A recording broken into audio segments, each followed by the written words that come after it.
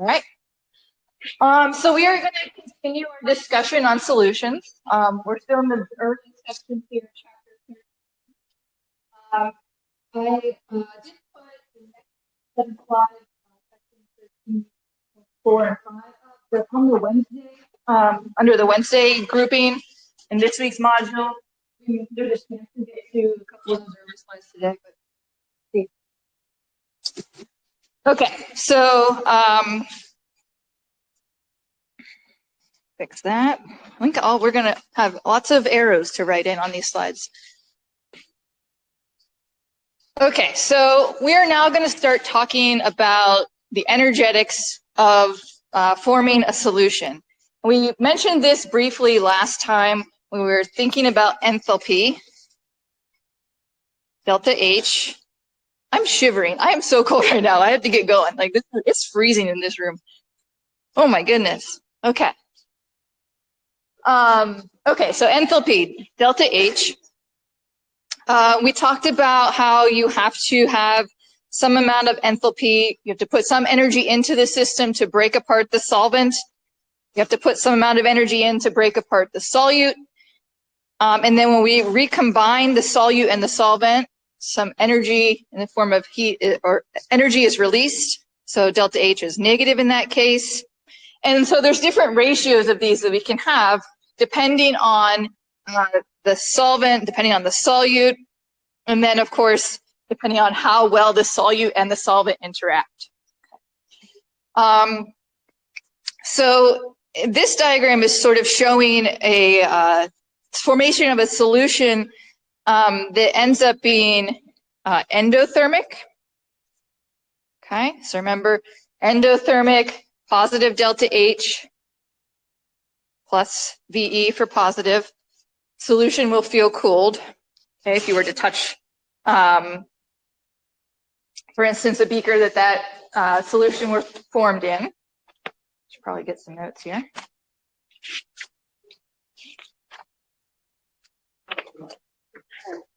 And a good example of a solution that feels cool is this ammonium nitrate solution.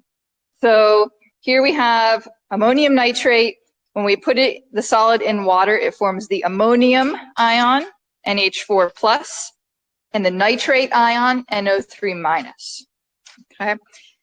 And again, when we're thinking about forming a solution, okay, delta H for the solution, whether that solution will feel hot or cold, is dependent on the energy that's required to break apart the solvent, the solute, and the energy that's released when we mix. Okay, so delta H for solvent and for solute are always going to be positive, and delta H of mixing is always going to be negative, but there's going to be different ratios of those.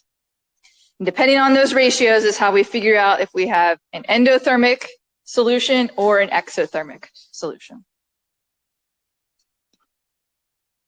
We are going to start using the term spontaneous. Whoops.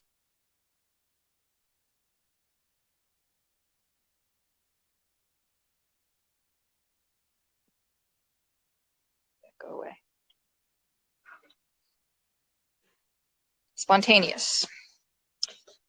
So this is going to come back a little bit later in more detail, but whether a process occurs spontaneously is dependent on something called entropy, which you may have seen before, you may not have seen before. So essentially what entropy does is it's a way of thinking about the order in a system. Okay? So if we have a solvent that is, or solute, excuse me, in this nice crystalline array, so all the little spheres representing atoms are neatly arranged, it's very organized, okay? So the entropy here is low, all right? When we mix that solute into a solvent, the disorder increases. And so we see an increase in entropy, okay? Entropy is going to be important when we start thinking about can a solution form. Because often when we have an endothermic delta H of solution, sometimes those don't occur, like sometimes the solutions don't form because of the sign of delta H. So basically what I'm saying is a positive delta H may not form a solution. So if we take a salt, like sodium chloride, and we try to put it in something that it doesn't dissolve in, maybe an oil or something like this, something nonpolar, it won't form, and that's because of the energetics. That's because you're going to end up with a positive delta H. Okay. But sometimes you can have a positive delta H, like in this example with the ammonium nitrate, and the solution does form, okay, even though it's positive. And we have to invoke this reasoning of entropy, okay, in order to explain that. So if you have a positive delta H, let's write this. For the solution, I'm going to abbreviate that SOLN. Positive delta H of solution.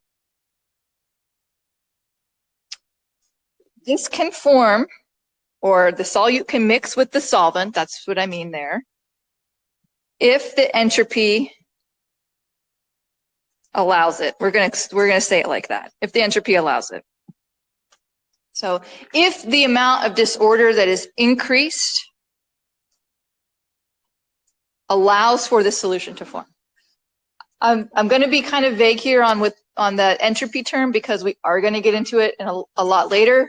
I want you to just sort of now hear this term and know that entropy, or the amount of disorder, does have an effect and does play a role in whether a solution can form. Okay. So that's you only need the entropy explanation for when you have a positive delta H. Does that feel okay? Questions there? We're going to go to the exothermic reaction, and we're not going to have to use entropy to explain it, but I want you to see that. Okay.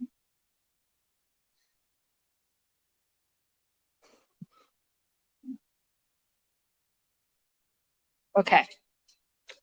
So here's our example of an exothermic reaction. Make that go away. Go away.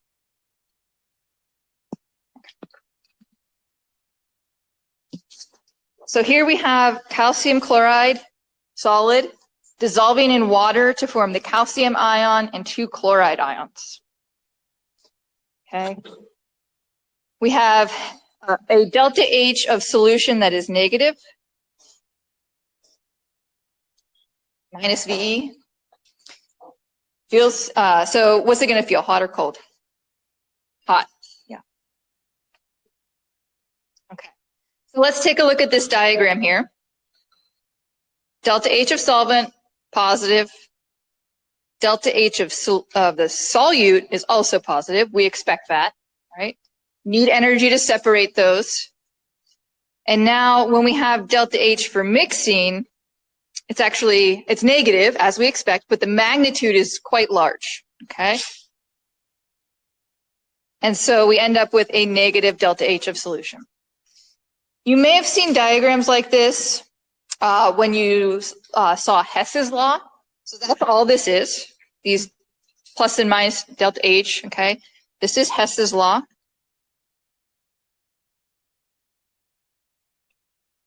If you don't recall Hess's law, essentially what that does is it allows us to look at different processes in a reaction and add up the energetics of that to figure out if it will occur.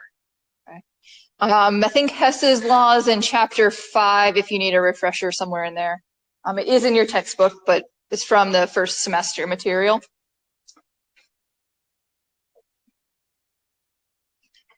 Okay, so here we have a negative delta H for solution. Okay, exothermic, and that means that this will happen spontaneously, this reaction, this formation of solution. And so we don't need to, entropy is a factor, but it's not one that needs to be invoked to describe why the solution happens, why the solution forms, right? Does that make sense?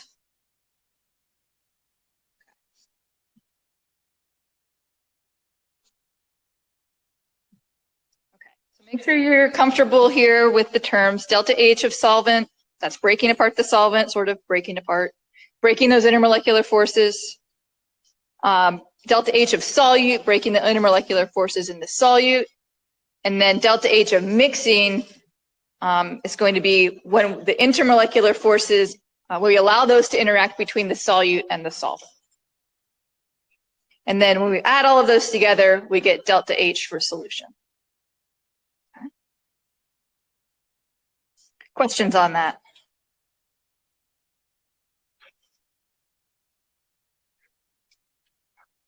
Okay. So this is just thinking about the energetics of solution formation. Maybe not the most exciting part.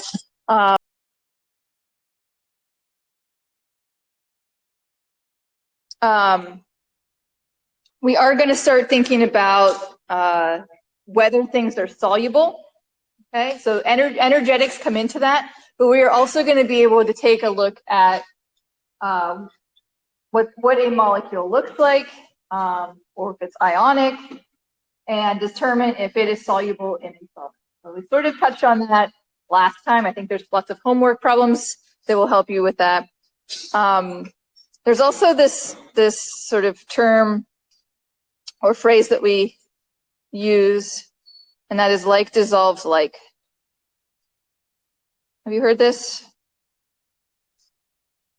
So what that means is that if your solute and the solvent are similar in their polarity,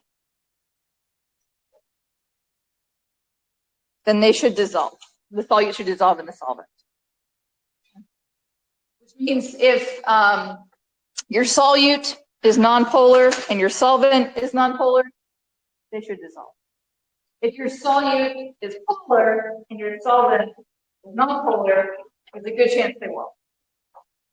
That's what that means.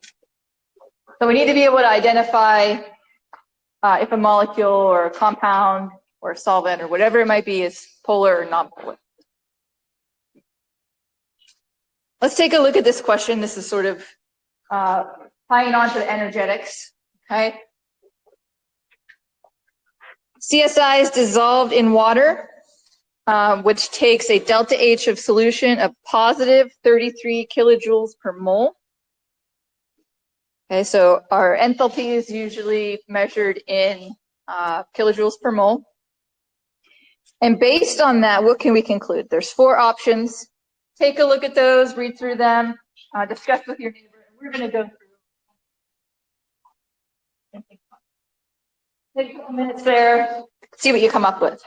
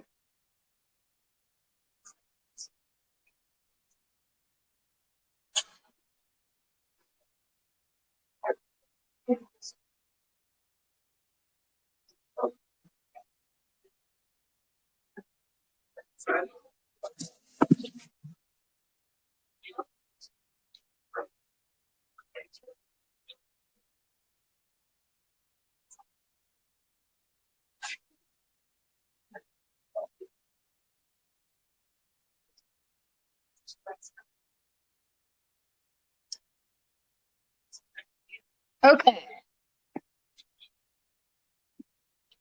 We have our cesium iodide. Says that delta H of solution is positive 33 kilojoules per mole.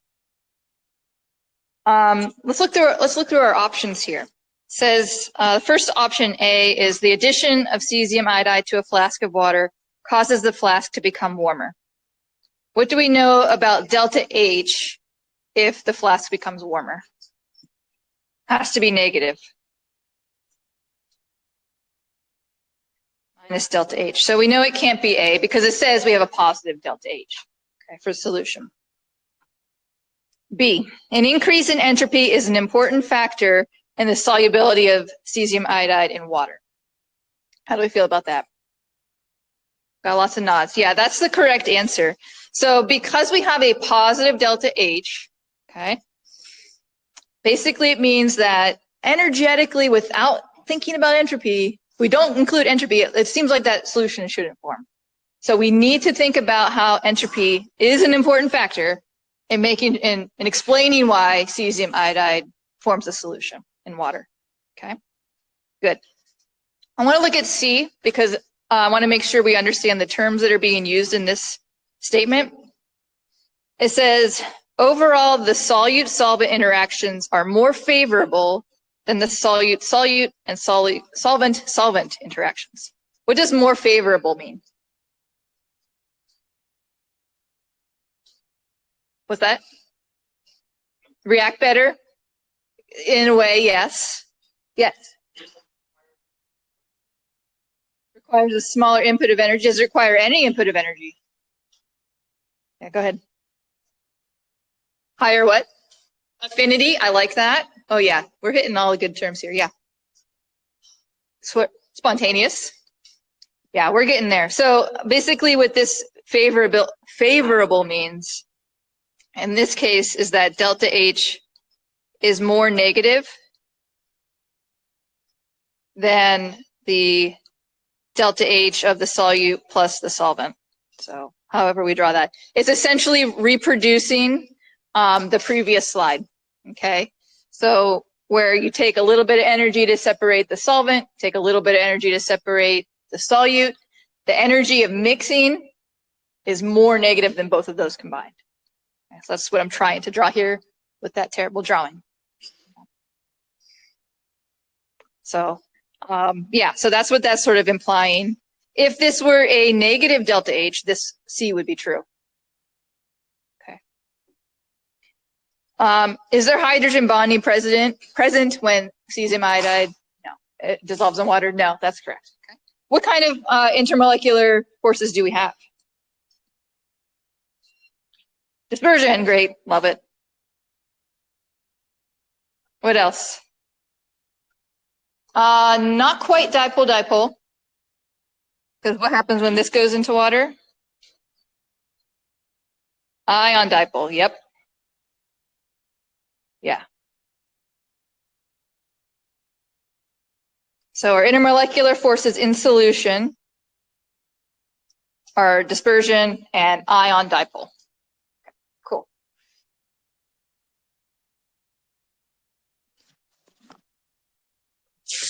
Now we are going to get into the math part. Okay, so we need to be able to, talk about solubility and compare it among different substances. So by definition, solubility is the amount of substance that will dissolve in a quantity of solvent at a given temperature. So it's temperature dependent. Number one, temperature dependent. Okay. There's different units that we can use for solubility. This is a common one.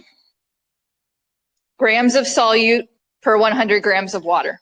Now, obviously, that only works if we're dissolving in water, but you could have grams of solute per 100 grams of dichloromethane or 100 grams of ethanol. Okay, it's just a type of unit.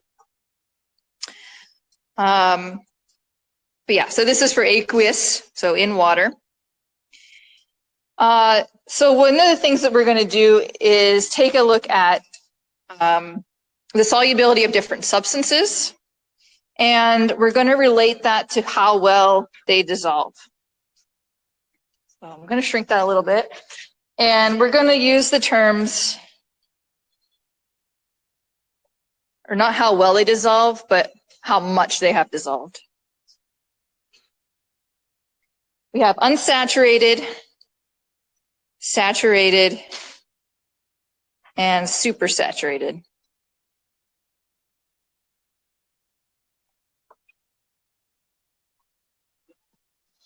Okay.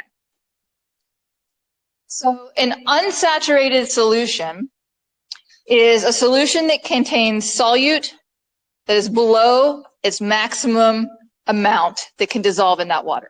So let's use an example. Let's say we have, do I have an actual example? We'll make something up.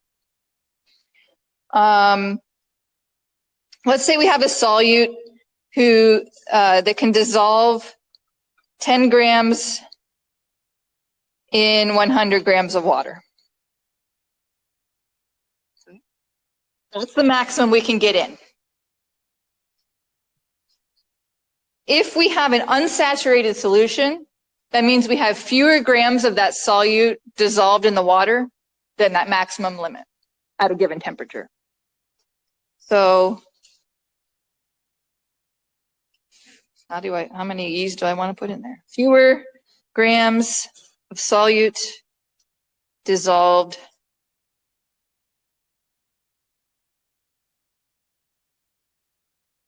than the max, than the solubility. Okay, so in this case, we would have maybe 1 gram per 100 grams of water, or 9.95 grams per 100 grams of water. All of that is unsaturated. When we have a saturated solution, we have the amount dissolved that's equal to the solubility.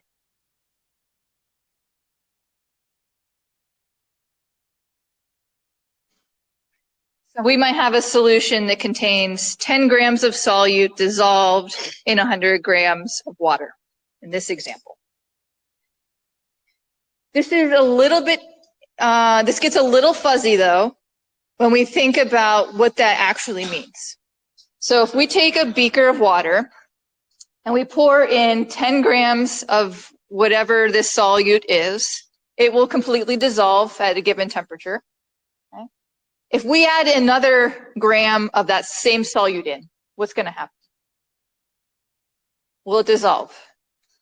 Okay. What does happen? It'll just stay how it is. Exactly. You may picture it sinking down to the bottom of the beaker and just laying on the bottom of the beaker. Okay.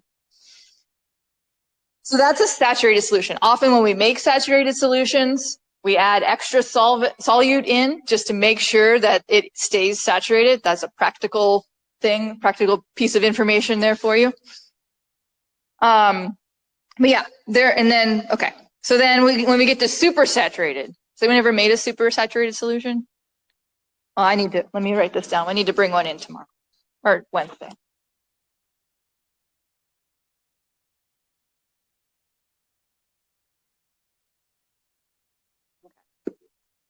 Because it's cool. So a supersaturated solution is effectively a larger amount is dissolved than what you would expect.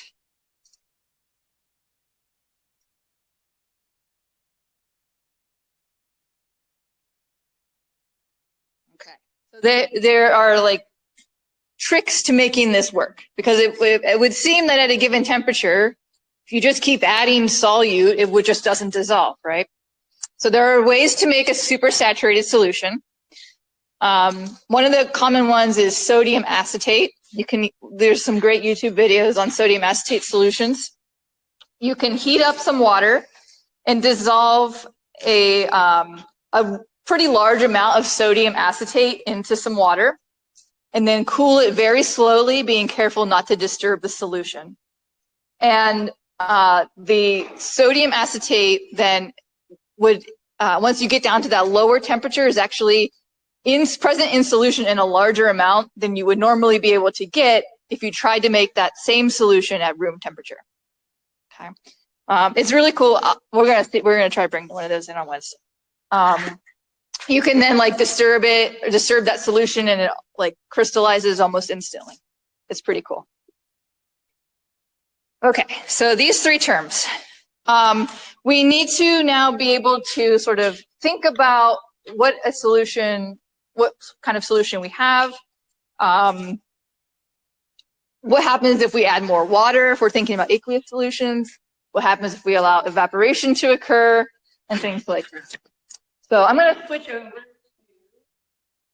the computer.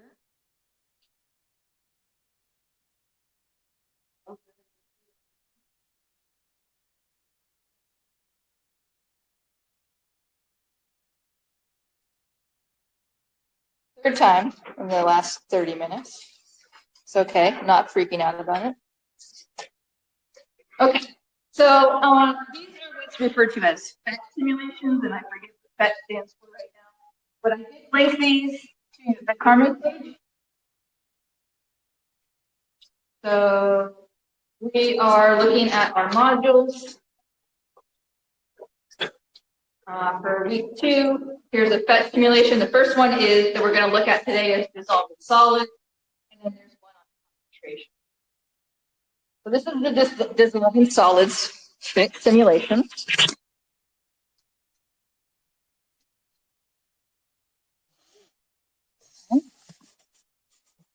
So what these do, they allow you to sort of play. Okay? So this is with a table salt shaker, okay? And we can shake the shaker, and some sodium chloride or table salt is going to go into this container of water. Okay? There's a count here on the right-hand side that tells you how many sodium ions are present and how many chloride ions. So if we add a whole lot of sodium chloride and we allow it to dissolve, we can see what's going to happen.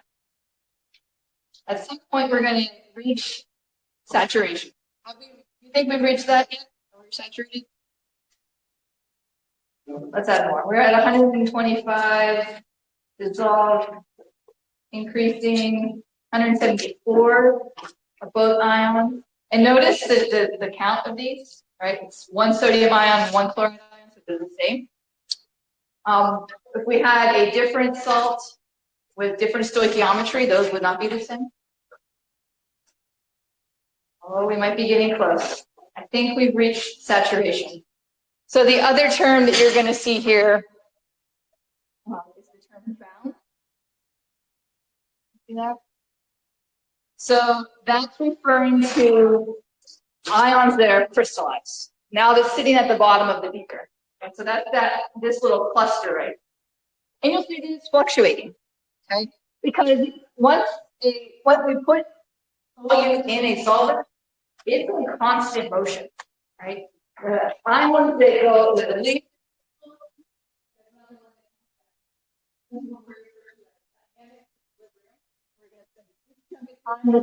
talking about dynamic equilibrium. But essentially what that means is that things are always moving. Even though overall the amount that is solid at the bottom of that beaker is essentially the same. And so we can play around and add more salt. We can also add more water. Okay, yeah. Maybe. Or not maybe. And eventually we can make all of that solid that was at the bottom of the beaker redissolve. So we had a saturated solution when there was solid at the bottom. Now what's the solution we have? Unsaturated. There is one little tricky piece, and that is sometimes you can't tell based on this if you have a supersaturated solution. Okay. But you would need more information, and for the sake of this PhET simulation, you don't need to work. There's something also called slightly soluble salts. So these don't dissolve as well as, say, sodium chloride. Silver bromide is a great one. So we can put some silver bromide in solution. And you'll notice that even fewer ions will form, numbers-wise, than the sodium chloride in comparison. So here we have 45 silver ion, 45 bromide. They're going to be the same number. And we have a couple bound. So a couple undissolved. So all that's showing you is that these don't dissolve as well. Feel free to play around with that when you get a chance.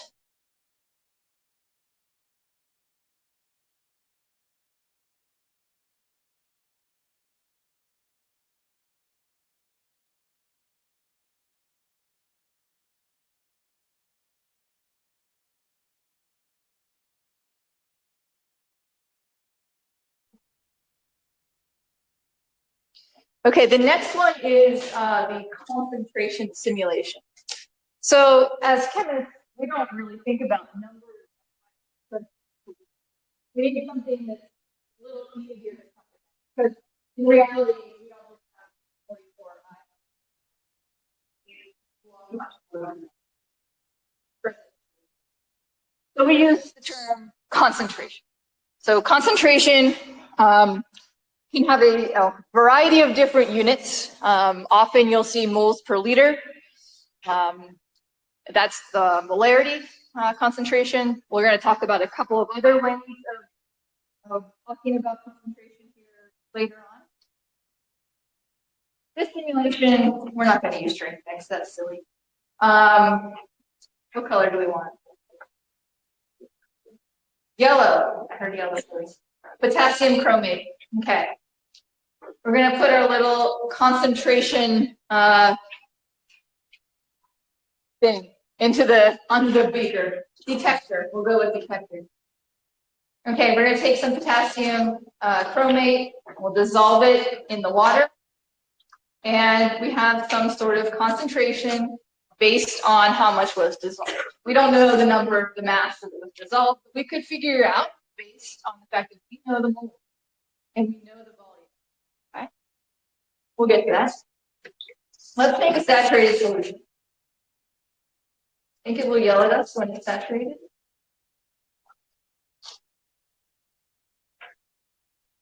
We picked a good one. There we go. All right, so we have a saturated solution now.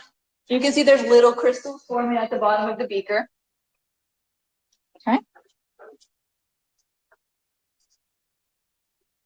So what's going to happen now if we add more solid? Does more dissolve? It stays saturated. So we can show that. Add a little bit more. We should end up with more solid.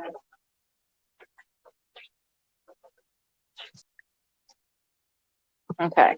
Now that we have a saturated solution, what's going to happen if I drain this a little bit? What happens to the concentration? It's going to stay the same. So we can demonstrate that. A little bit of concentration stays.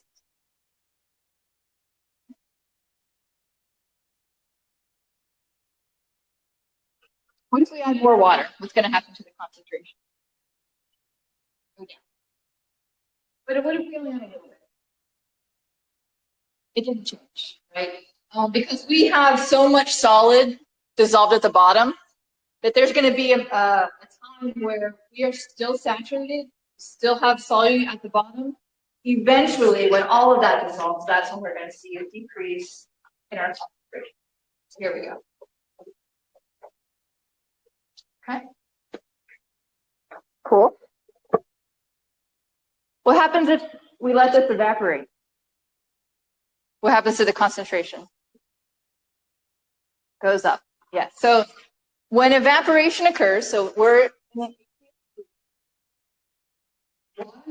evaporate from the solute.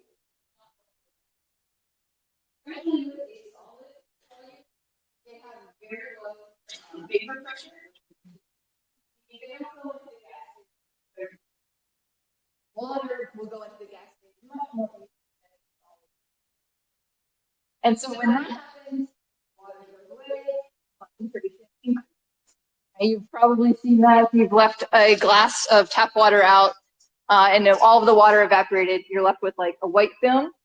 Those are all the dissolved ions, the like hard water, so magnesium ion, calcium ion, formed on the glass. You concentrated those. Okay, there will definitely be test questions about what happens when you manipulate a solution like this. So that's why I'm like, you probably feel like, okay, we get it. Like, but there will be questions, okay?